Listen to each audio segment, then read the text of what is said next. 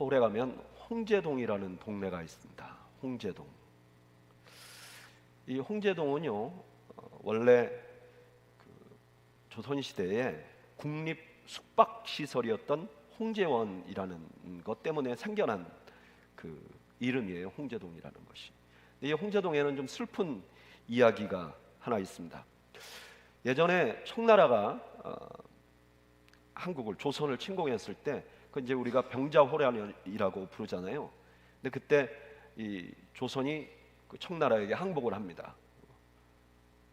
그리고 나서 청나라가 수많은 조선 사람들을 포로로 끌고 갑니다. 역사적으로는 한 50만 정도 끌고 갔다고 그래요. 어마어마한 거죠. 한양 안에 있는 사람들의 10분의 1 정도가 끌려갔다고 할 정도로 많은 사람들이 끌려갔고요. 그 중에 많은 사람들이 여성이었습니다. 포로로 끌려가는 것 자체가 굉장히 모진 일이고 굉장히 고통스러운 일이었어요. 그래서 포로로 끌려가는 것이 결정이 되면 자결을 해버리는 여성들이 굉장히 많았다고 합니다. 근데 이 와중에도 그 끌려가는 도중에 그 감시가 소홀한 틈을 타서 탈출하는 여성들도 있었고요. 또 국가에서 거액의 배상금을 가지고 가서 몇몇 여성들만 구해갖고 나온 그런 그 일도 있었다고 합니다. 그래서 몇몇 분들은 포로로 잡혀가는 도중에 갔다가 다시 돌아오는 일이 있었던 거죠. 그런데 이분들이 죽을 고생을 하다가 돌아왔는데, 돌아와서 그들에게 더 큰 문제가 닥쳐 있는 거예요. 왜냐하면 그들의 조국인 조선이 그 여인들을 냉대하는 겁니다. 저 사람들 청으로 끌려가는 거 보니까 이미 정조를 잃었어. 그러니까 우리 집안에서는 받아들일 수 없어. 그래서 어떤 여성들은 딸이 시집가기 전 딸들은 다시 돌아왔는데 집에서 받아주지를 않는 거예요. 심지어 사대부들은 나라에다 상소를 올려요. 그 사대부들도 그 당시에 이혼하는 게 쉽지 않았습니다. 어떤 법에 의해서 이혼할 수 있었는데, 나라에다 어떤 상소를 올리냐면은 청에 끌려갔다 온 사람들은 무조건 이혼시켜 달라고 상소를 올립니다.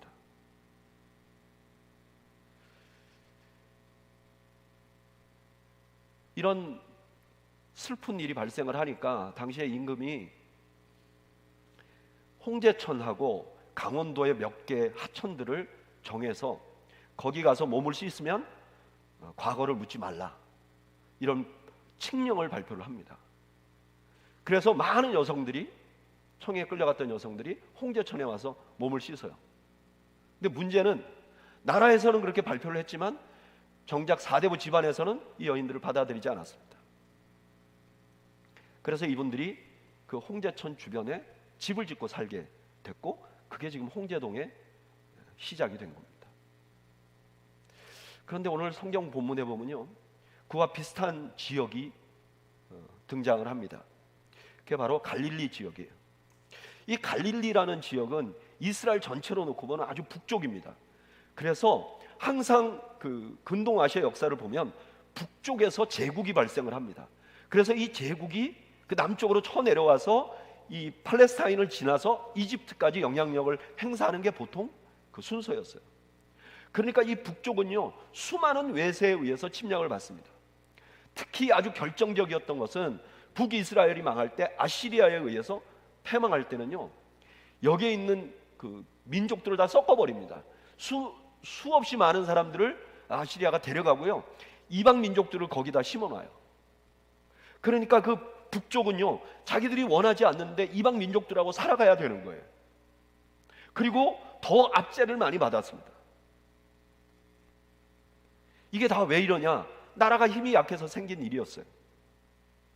그런데 유대인들은요, 이분들을 사대부들 같이, 우리나라 사대부들 같이 멸시하기 시작했어요.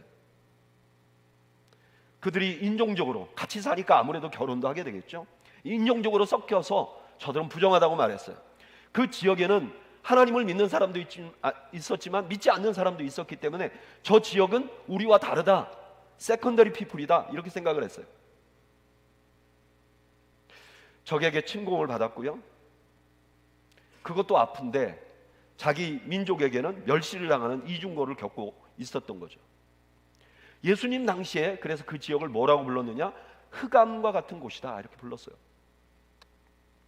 그런데 예수님께서 공생애를 시작하시면서 바로 그곳으로 가시는 것입니다. 마태복음 12장 4장 12절에서 13절, 예수께서 요한이 잡히셨음을 들으시고 갈릴리로 물러가셨다가 나사렛을 떠나 스불론과 납달리 지경 해변에 있는 가버나움에 가서 사시니, 모두가 멸시하는 그 땅으로 예수님께서 가셨다는 겁니다. 그런데 예수님이 그 땅으로 가신 것은 그냥 모두가 멸시받기 때문에 간 것이 아니라 그 땅으로 간 것은 구약의 예언이 실현된 증거라고 마태는 말하고 있어요.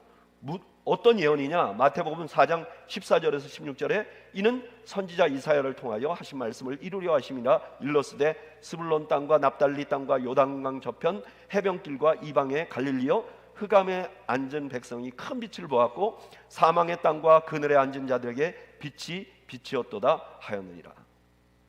이 말씀은요, 이사야 9장 1절 2절을 인용한 거예요. 이사야 9장 1절에 보면 이런 말씀이 있어요. 전에 고통하던 자에게 흑암이 없으리로다. 옛적에 여호와께서 스불론 땅과 납달리 땅이 멸시를 당하게 하셨더니. 똑같은 말씀이에요. 그러면 이사야 9장의 말씀은 어떤 말씀이냐? 이사야 9장은요, 이스라엘이 회복될 것이라는 축복의 말씀이에요. 그런데 이스라엘이 회복될 것인데 그 상징이 뭐냐?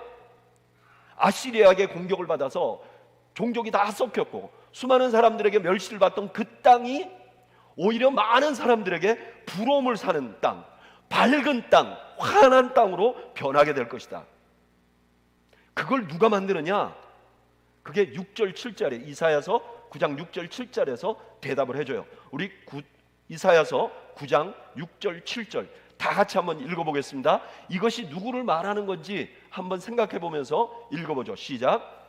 이는 한 아기가 우리에게 낳고 한 아들을 우리에게 주신 바 되었는데 그의 어깨에는 정사를 메었고 그의 이름은 기묘자라 모사라 전능하신 하나님이라 영존하시는 아버지라 평강의 왕이라 할 것입니다. 계속해서 그 정사와 평강의 더함이 무궁하며 또 다윗의 왕자와 그의 나라에 군림하여 그 나라를 굳게 세우고 지금 이후로 영원히 정의와 공의로 그것을 보존하실 것이라. 만군의 여호와 열심히 이를 이루시리라. 아멘. 이 사람 누구죠? 어린아이로 낳는데 하나님이신 분 누구죠? 예수님이죠. 지금 이사야서는 이제 하나님께서 그 나라를 돌볼 거예요. 그러면 그 상징이 뭐냐? 하나님이 아이로 태어나서 다윗의 왕조를 이룰 거예요. 그렇게 되면 이 이스라엘 전체가 회복될 것인데, 온 세상이 회복될 것인데, 그 사인이 뭐냐? 제일 업신여기고 제일 어둡다고 제일 손가락질 받던 거기서부터 빛이 일어나기 시작할 것이라고 이사야가 예언한 거예요. 근데 지금 예수님께서 스불론과 납달리 지역으로 가신 것은 바로 이 예언을 이루기 위해서라는 거예요. 그러니까 지금 예수님께서 갈릴리로 가신 것은 두 가지 의미가 있는 거죠. 첫째는 예수님께서 이사야가 예언하던 바로 그 사람, 그 메시아라는 것을 확증하는 거죠. 이제 다윗의 왕조를 회복해서 하나님의 나라를 이룰 분이라는 걸 확증하는 거죠. 또 하나, 예수님이 이 땅에 오셔서 가장 먼저 하실 일이 무엇인지 보여주는 거죠. 뭐냐? 가장 어두운 곳으로 가셔서 그곳을 밝게 하실 분이라는 것을 보여주시는 것입니다. 여러분, 우리 주님은 어떤 분이시냐? 가장 어두운 곳에 가서 그곳을 밝게 하시는 분이십니다. 주님께는 어두움이 없어요.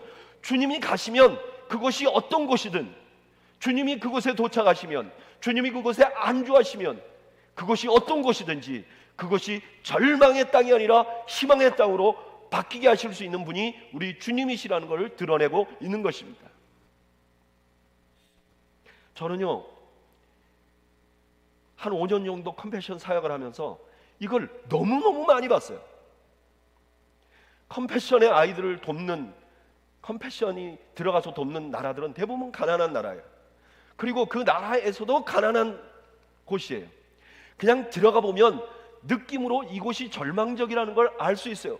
집이 형편없고요, 아이들의 몰골이 형편없고요, 사람들의 얼굴에 웃는 사람이 없어요.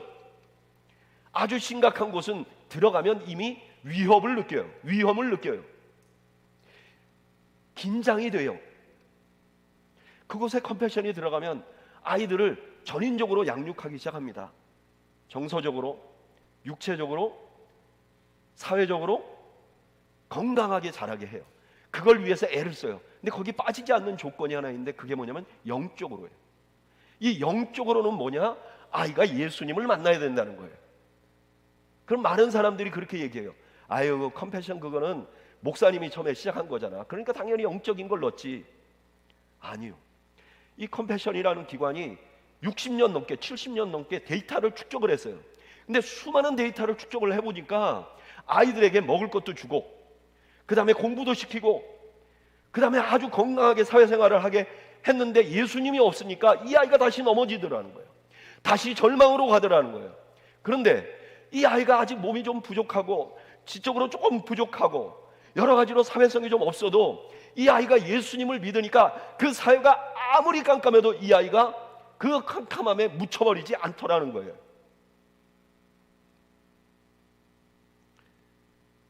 예수님을 만나니까, 예수님만 만나게 해주니까 이 아이가 여전히 절망 가운데 있어도 희망을 갖더라는 거예요.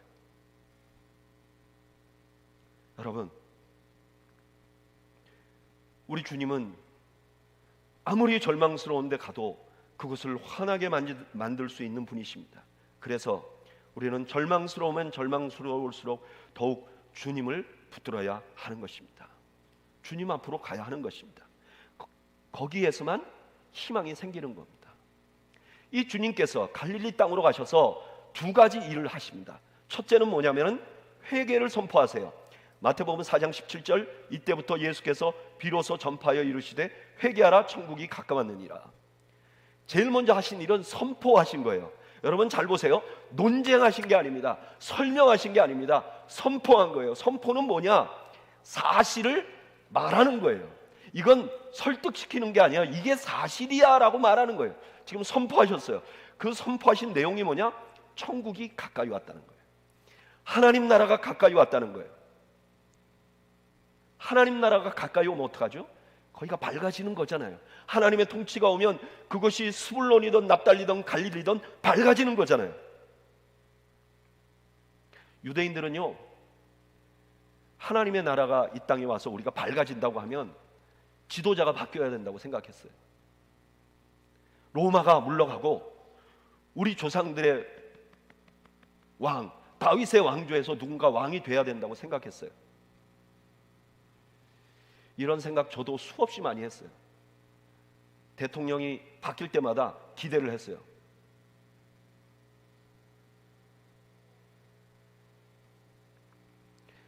어떤 때는 자신들이 힘이 있어야 밝아진다고 생각했어요.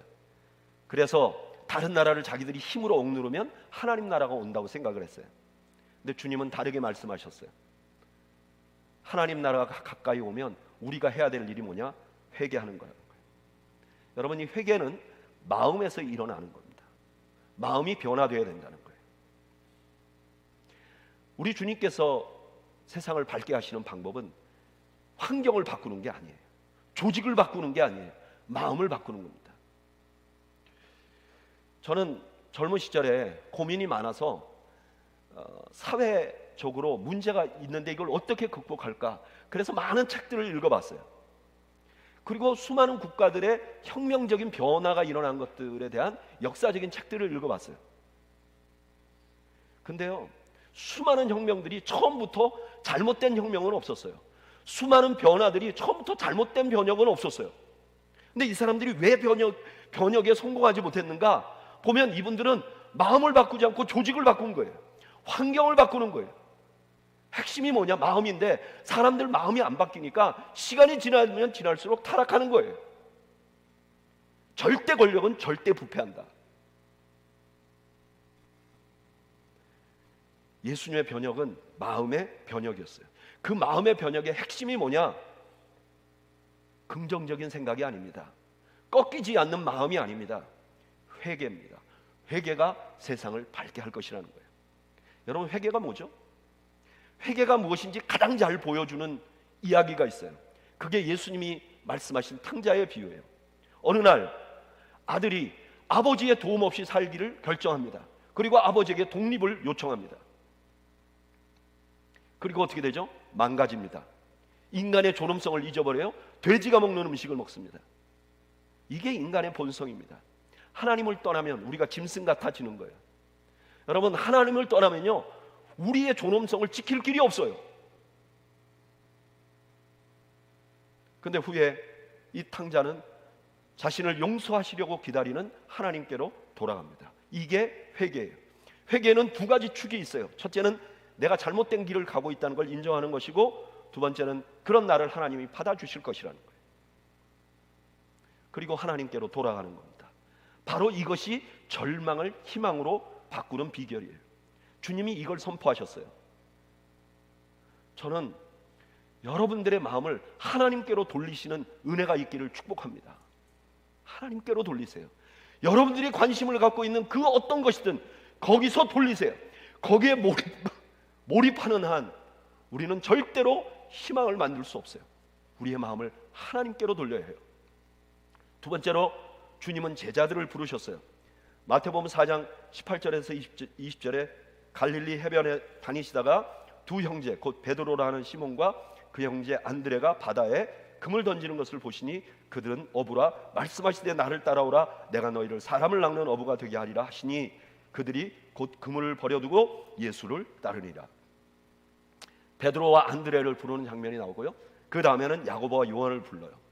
이 장면을 보면 좀 이해가 안 돼요. 예수님이 지나가다가 야, 나 따라와, 그렇다고 자기 직업을 다 버리고 어떻게 따라갔을까? 근데 요한복음 1장을 보면 그 이유를 알 수 있어요. 안드레가 원래 세례 요한의 제자였죠. 근데 안드레가 예수님하고 세례 요한하고 이 관계를 보고서 나중에 안드레가 예수님의 제자가 됩니다. 그리고 베드로를 불러옵니다. 그러니까 무슨 말이냐면은 지금 베드로와 안드레와 요한과 야고보는 이미 예수님을 알고 있었어요. 예수님 주변에 있었어요. 예수님을 따르고 예수님의 설교를 듣는 사람들이었어요. 그리고 이분들은 예수님과 함께 기적도 봤어요. 그러니까 이제 이분들은 예수님이 누군지 아는 거예요. 근데 그 예수님이 따라오라고 하니까 그냥 순전하게 따르는 거죠. 그런데 예수님께서 제자들을 부르신 이 장면에는 특이한 점이 두 개 있어요. 첫째는요, 여기 지금 제자로 부른 사람들이 다 갈릴리의 어부들이었어요. 갈릴리라는 곳은 어두운 지역이에요. 그리고 그 지역 사람들은 유대인들에게 멸시를 받던 사람들이에요. 어부라는 직업은 나쁜 직업은 아니에요. 어떤 분들은 어부라는 직업이 못 배우고 아무것도 모르는 사람들이라고 생각하는데, 사실은 이 당시에 어부는 괜찮은 직업이었어요. 여기 네 사람의 이름을 보면 다 이름이 헬라식 이름이에요. 그러니까 이분들이 헬라식 교육을 받은 거예요. 그래서 꽤나 똑똑해요. 베드로는 베드로 전후서를 썼어요. 성경을 쓴다는 건 상당한 지식이 있어야 가능한 일입니다. 그리고 이 당시에 역사적인 증거를 보면요, 물고기가 굉장히 비쌌대요. 유대 사람들 물고기 좋아하는데 물고기가 비쌌대요. 비싼 이유 중에 하나가 뭐냐면은 이 바닷가는 아직도 이방 사람들이 사는 거예요. 그러니까 바닷가에서 물고기를 잡아오면 이거 누가 잡아오냐? 이방 사람들이 잡아오는 거예요. 그러니까 이 물고기를 먹어도 되는지 안 먹어도 되는지 헷갈려요. 유대인들은 음식법이 굉장히 엄격하니까 그게 두려웠어요. 근데 갈릴리 사람들은 그래도 유대인들이잖아요. 그러니까 이분들이 잡아온 걸 괜찮게 샀다는 거, 더 좋은 값을 쳐주고. 그러니까 이분들이 괜찮은 삶을 살고 있었어요. 그러나 여전히 정통 유대인들의 입장에서 볼 때는 이분들은 멸시받던 사람들이었어요. 그런데 바로 그 멸시받던 사람들을 제자로 부른 거예요. 여러분, 이게 주님이 하신 방법이에요. 주님은요, 완전한 사람을 사용하지 않아요. 여전히 문제가 있고 여전히 아픔이 있고 여전히 자기 자신 하나 간수하지 못하는 그들을 예수님은 부르신 거죠. 그래서 교회 보면 교회도 그런 분들이 쓰임받아요. 제가 목회를 하면서 보면요, 교회 봉사하는 분들이 한가해서 봉사하는 분들 없어요. 아우, 저분은 시간이 어떻게 저렇게 남아서 교회에서 저렇게 살아. 여러분, 교회 봉사하는 사람, 한가해서 하는 사람 없어요. 헌금하는 거 보면요, 헌금도 돈이 많아서 남아서 주체하지 못하는 사람이 헌금하는 경우 별로 많지 않아요.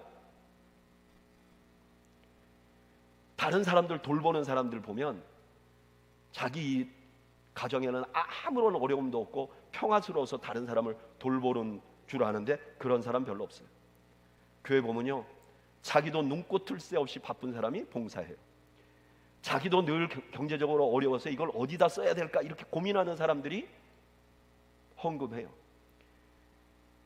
다른 사람 내 걱정도 산더미 같은데 그런 사람이 다른 사람 걱정해줘요. 바로 그런 사람들을 통해서 하나님 나라를 이루어 가신 거죠. 저도 예전에 목회하던 교회에서 주일날 예배를 드리고 나면 굉장히 스트레스를 많이 받았어요. 근데 주일날 저녁이 되면 한 분이 전화가 와요. 그래서 저한테 이렇게 말하는 거예요. 목사님, 국수 드실래요? 제가 국수를 그때는 되게 좋아했습니다. 요즘은 안 좋아해요. 제가 좋아한다 그러면 국수만 먹을 것 같아서 요즘은 안 좋아해요. 그때는 한 3그릇까지 먹었어요. 국수를 너무 좋아하니까 진짜 잔치국수 끓여서 나눠 먹는 거예요. 그래 이런저런 얘기하고 국수 먹고 집으로 오는 거예요. 근데 제가 그 국수가 너무너무 따뜻하고 저를 녹였던 이유는 그분이 지금 경제적으로 어떤지를 제가 너무 잘 아니까.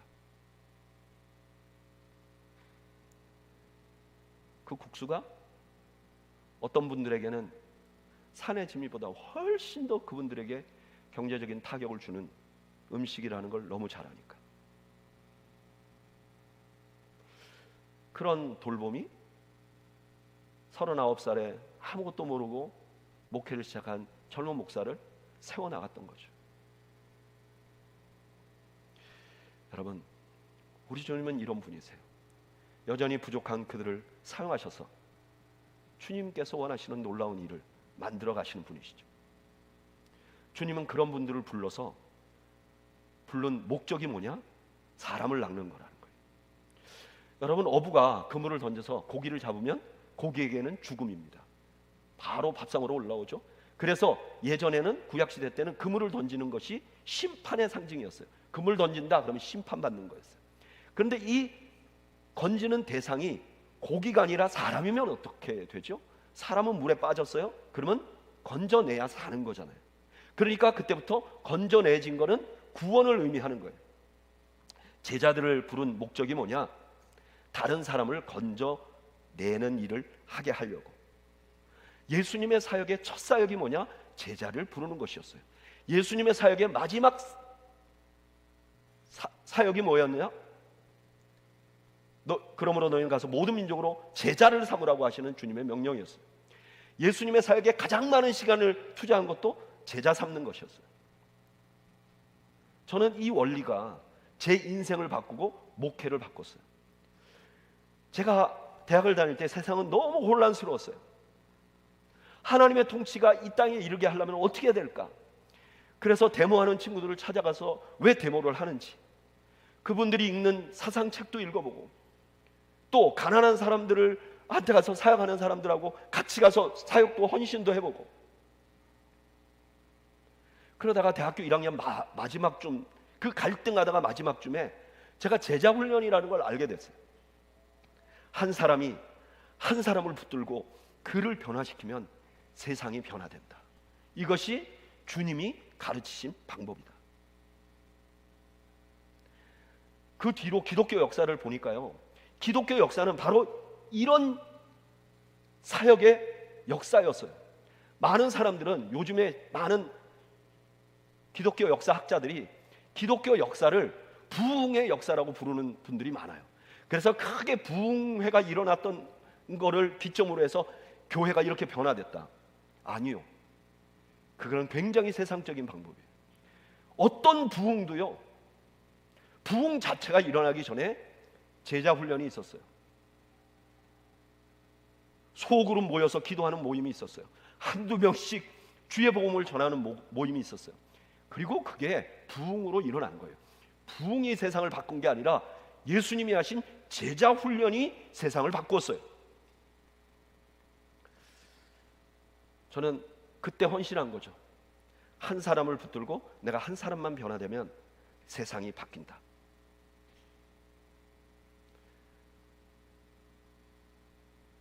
그래서 저는 목회를 하면서 계속 제자 훈련에 매진했어요. 왜냐하면 이게 우리 주님이 하시는 방법이기 때문에. 그리고 실제로 제자 훈련은 많은 역사를 이루었어요. 제가 이 산호세로 오기 전에 7년 동안 버지니아에서 부목사 생활을 했는데, 그때 30대 정말 교회를 나오신 지 얼마 안 되는 분들, 제자 훈련을 했던 분들이 지금 제가 지나온 그 부목사 생활했던 그 교회 지금 장로님들이 되셔서 교회를 든든히 세우고 있어요. 저는 우리 더웨이 교회도 어떤 면에서 제자 훈련의 열매 중에 하나라고 생각합니다.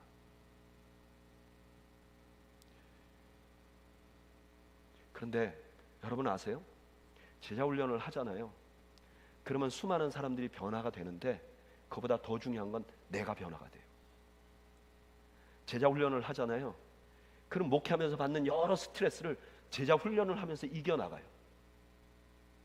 그래서 저는 제 후배 목사님들이 목회가 너무 힘들어요. 뭐 교회가 조직적으로 이렇고 우리는 힘든 지역에 와 있고 그러면요, 제가 제자 훈련하라고 해요. 주님이 하신 방법이잖아.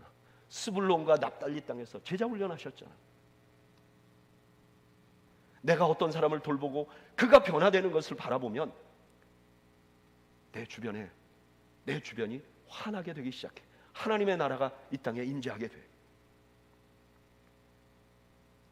저는 우리 교회가 서로 한 사람이 또 다른 사람을 양육하는 주님의 방법으로 똘똘 뭉친, 그래서 이 땅에 하나님 나라가 오게 하는 그런 교회가 되기를 꿈꿉니다. 누구 하나 특출난 사람이 특출난 교회를 이루는 게 아니라 어떤 한 사람의 강력한 리더가, 어떤 한 사람의 강력한 의지가 교회를 끌고 가는 게 아니라 내가 또 한 사람을 양육하고 그 사람이 또 한 사람을 양육해서 우리 주님이 원래 꿈꾸던 대로 그런 하나님의 나라가 우리 교회에 임하기를 소원합니다.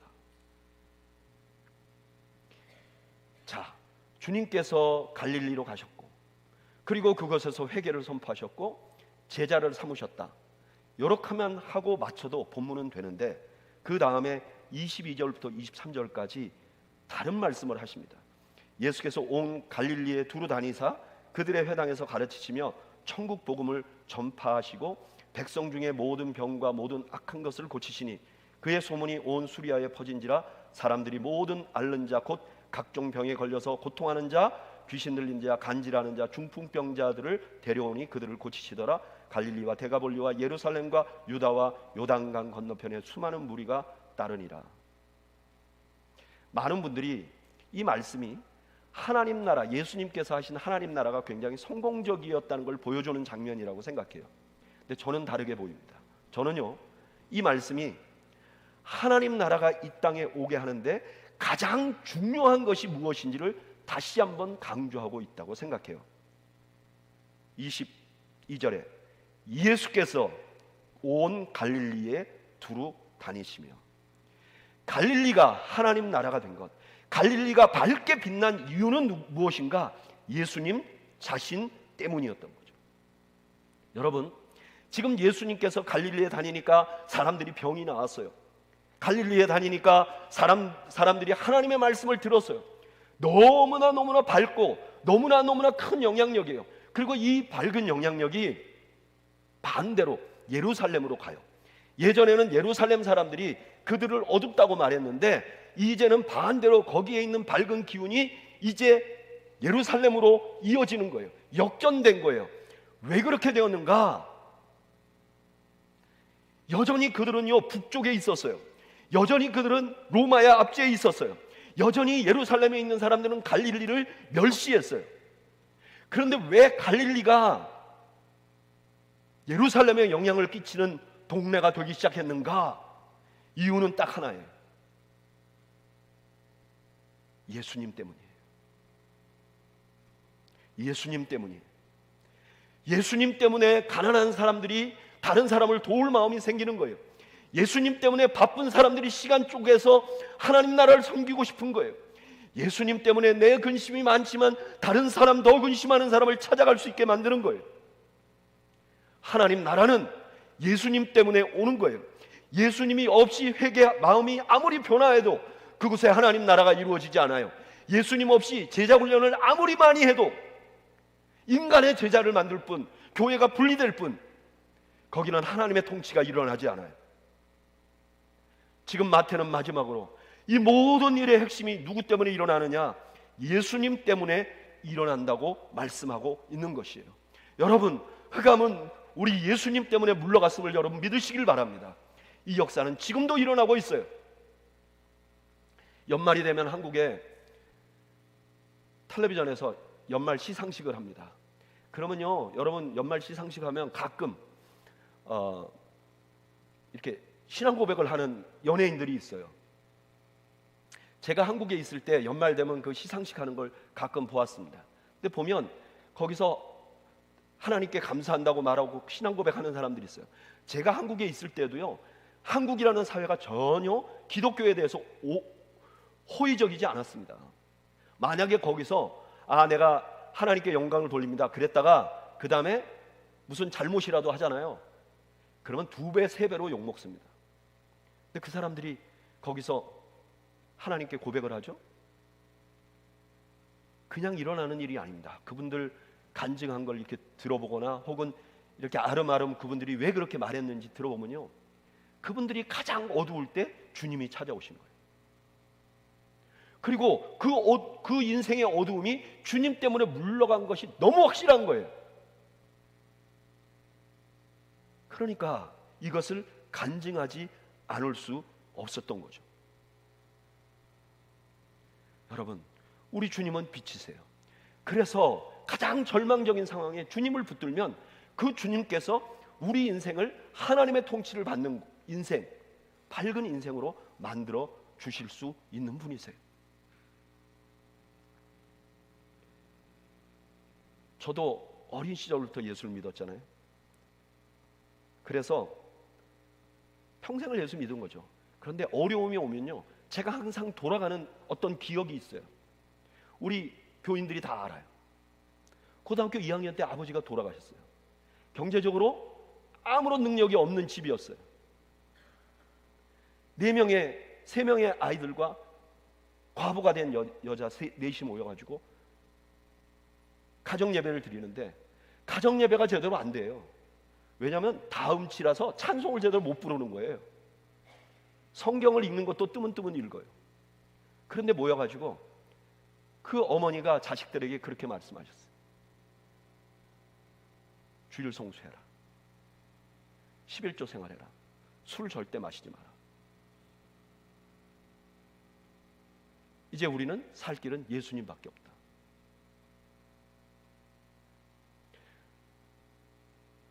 저희 어머니, 아버지, 형제가 합쳐서 17명이에요. 우리 아버지 친구들이 한국에서 굉장히 뛰어난 사람들이 많아요.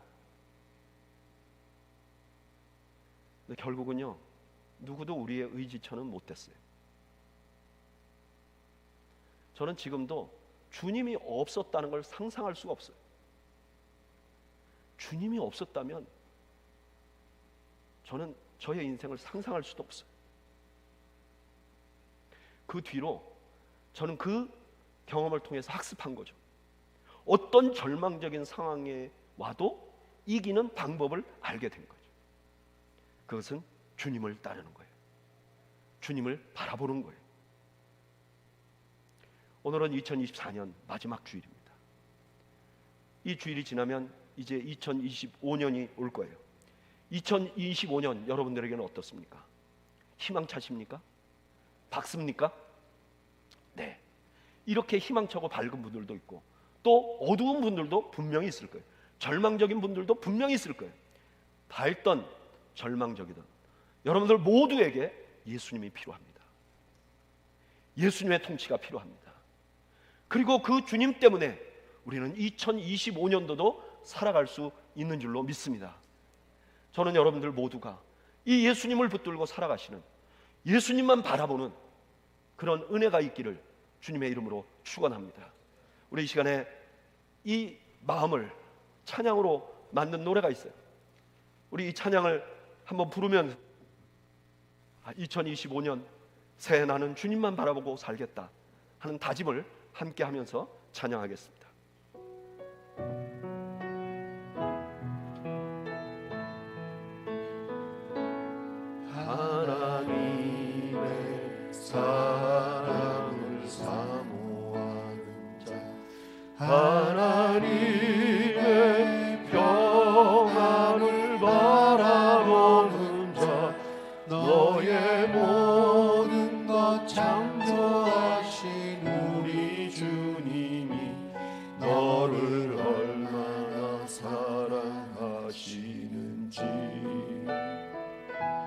하나님께 찬양과 경배하는 자, 하나님의 선하심을 닮아가는 자, 너의 모든 것 창조하신 우리 주님이 너를 잘 삼으셨네.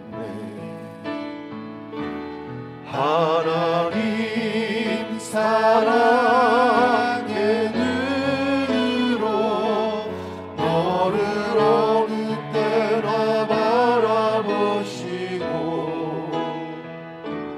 하나님 인자한 피로써 언제나 너에게 기울이시니, 어두움의 맑은 빛을 비춰주시고, 너의 작은 신음에 너 응답하시니, 너는 어느 곳에 있든지 주만 바라고 주만 바라볼지라.